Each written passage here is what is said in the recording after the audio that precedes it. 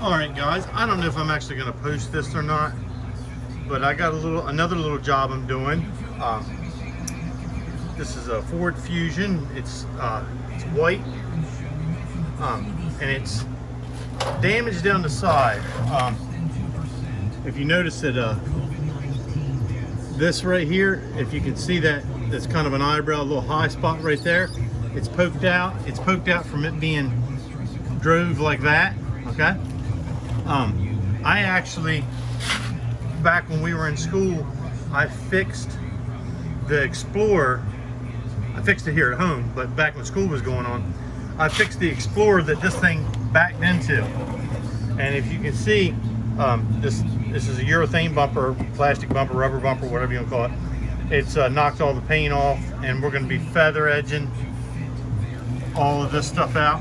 I am going to take a block of wood, and I'm going to take in this case I got a dead blow hammer. You could do it with a regular hammer, and I'm going to place the block of wood against this, and I'm going to try, well, I'm going to knock this high spot out, and I'm going to try and knock it out and get it good enough that I don't have to put any filler on it, but we will see. Let me put this phone down for a minute and see what happens.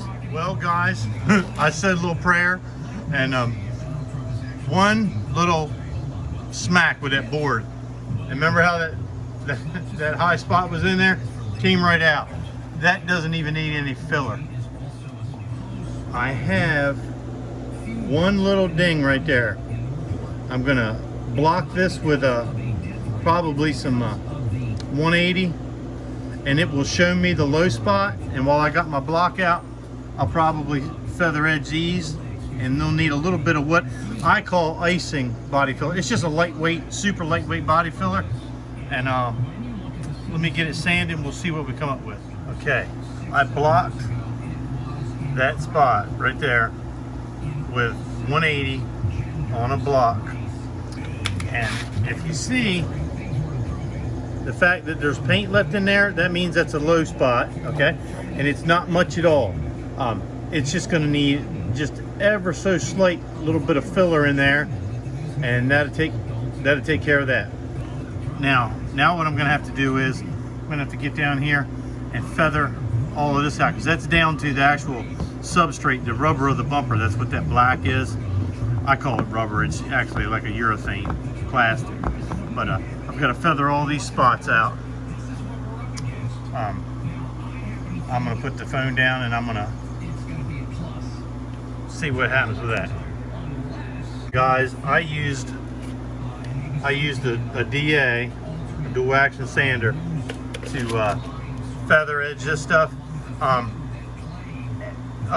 You got to know what you're doing to do that.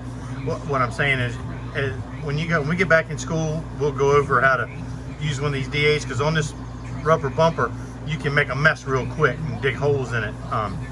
But as long as you know what you're doing. But if you don't have DA, you could have easily done this with the same sanding block that I feathered that. The reason why I used a sanding block on this is because I wanted it perfectly flat so that it would show me exactly where the damage is. Now, I don't know if you can tell from this camera angle, but if you notice, it's still a little bit shiny in there. And then if I come back here to this damage, I was able to feather edge all those chips out where the paint was knocked off, but there's actually some damage here. And the reason why that's all shiny black is the same reason that is all shiny white, is because it's down far enough in there that it's going to have some filler. So what I'm going to do is I'm going to fold a little piece of 180 over, and I'm going to get in there with my finger, and I'm going to make sure that I scuff that before I put any filler in there. I have some special filler that I'm going to put on this that's made just for, you can't put just body filler in a rubber bumper, but I have some special glazing putty just for these rubber bumpers. I mean, and that's basically nothing. That was not much more than a chip. And I'm going to do the same thing up here. I'm going to get that all scuffed up. The reason I'm doing this is if I don't, the filler's not going to stick. All right, I'm going to go get some filler and then I'll be back. What I'm going to do, I'm going to unbolt this bumper so I can pull it away so I don't damage this while I'm doing body work on this. There's one bolt that's right up in there. It's a 7mm bolt. I can't really hold this camera and take it out, so I'll come back to you in just a second. All right, like I said, it had one 7mm screw that came through here, and it had a series of push clips in here. There they are. Took them out with my trusty red handle clip tool that I tell you guys about all the time. There's a 7mm bolt. So what that's going to allow me to do is just prop this thing out to the side so I don't chew it up working on this. I'll come back to you when I got a little filler on it. All right, that filler is good and hard, and now I'm going to block it with 180 grit. I could start with 80, but the whole point is I'm going to keep this small, and if I put 80 grit scratches in this, then I'm going to have to go back over it with 180, and I'm going to keep on until it gets bigger and bigger, because I've got to ultimately get it down to 320 to be priming over. You can prime over 180, but I want to get it to 320. So I'm going to keep this as small as I can, because the idea is not to paint this whole quarter panel, is to keep this a nice little spot in job. So watching me sand's pretty boring, so I'll film a little bit of it, but not much. It's getting there.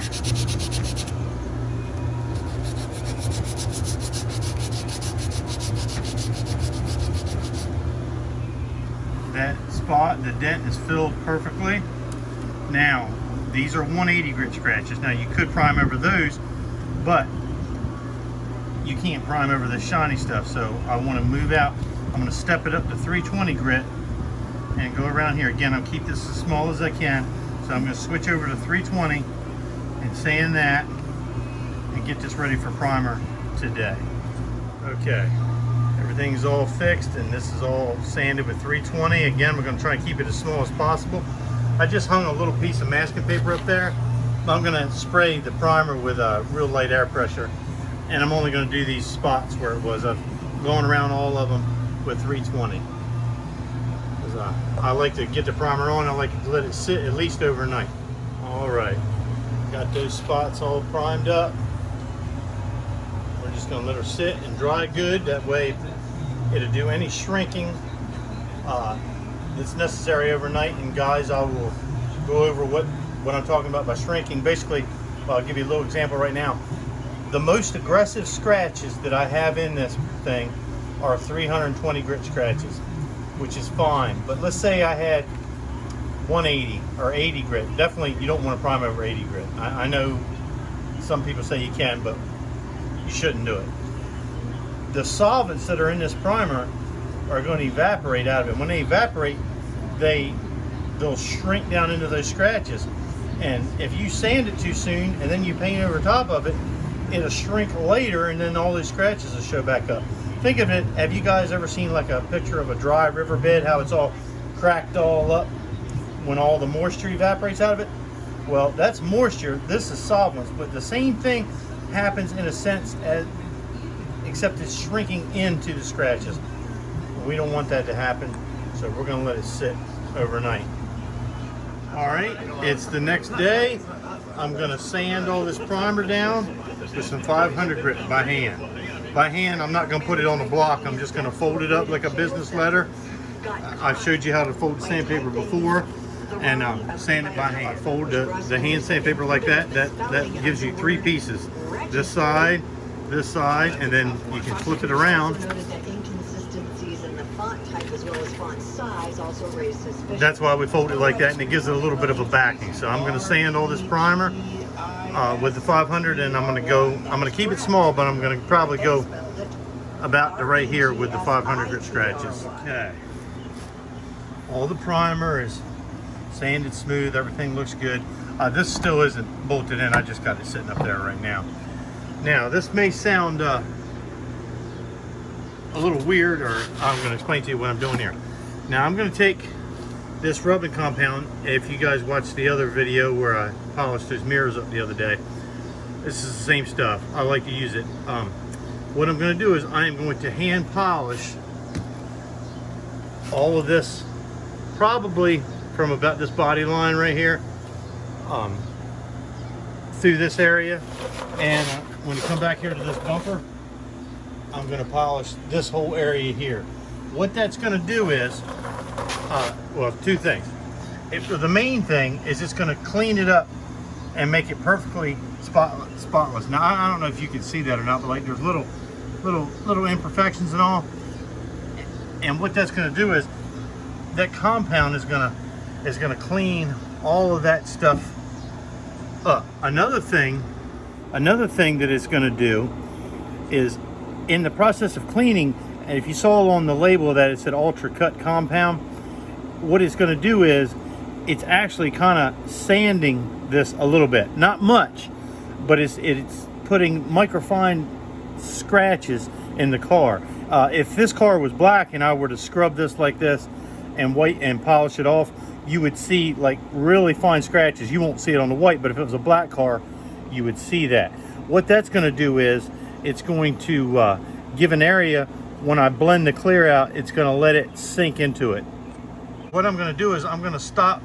This is going to get covered in white paint with base coat, okay? I'm waiting for my paint to get here. I ordered it yesterday. This is going to get white paint on it. Now, obviously, all this is going to get white paint on it, but we'll talk about the quarter pounder right now. I'm doing a spot-in job. This is going to get base put on it, and I'm going to shoot clear. You can see where I'm sanded. I'm going to have clear out to here, but I'm going to have clear overspray, which is just the nature of me stopping painting, because I'm going to keep this small. What it's going to do is it's going to let that clear overspray have something to bite into, and then I have a special blending compound. And it actually melts in the edge that I spray over top of that, and it'll help it bite into it. Okay, as you can see how shiny this is now. I think you can tell how it is polished up, as clean as that's going to get. I didn't really go up above there, but that's the only place that I really needed to worry about right now. And then I'm going to be blending it right through here, so I polished this section. That right there is a little chip in the paint. I may or may not take a little white touch up and touch that up, but I'm not planning on getting over that far. I'm going to stop back here. So probably next time you see this, I'll have it all masked off, ready to paint. Well, it's all taped up and what we call being bagged for overspray. That's what it means when I got the plastic sheeting over everything. You'll notice I have a hard tape line, but it's right on the body line, and I'm not going to be up there, but that's a good place to stop it. I'll be able to pull this tape off after I clear it. I didn't put any tape at all here because I don't want a line there, and I'll be able to rip this off. I'm not going to be able to film me painting this probably, but I'm going to keep the white concentrated only on this area right here, because you notice none of this other stuff has any sand scratches in it. I compounded it. The clear is going to stick because I'm going to put a special blending agent down, but I don't want any of the white paint outside of these scratches. And then I'm basically going to be painting white over this whole bumper area.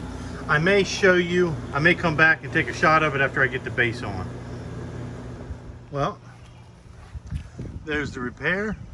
Turned out really nice. I gave it a quick bath. You can't see where anything blended out. It all turned out really nice. Thanks for watching. Hope you enjoyed.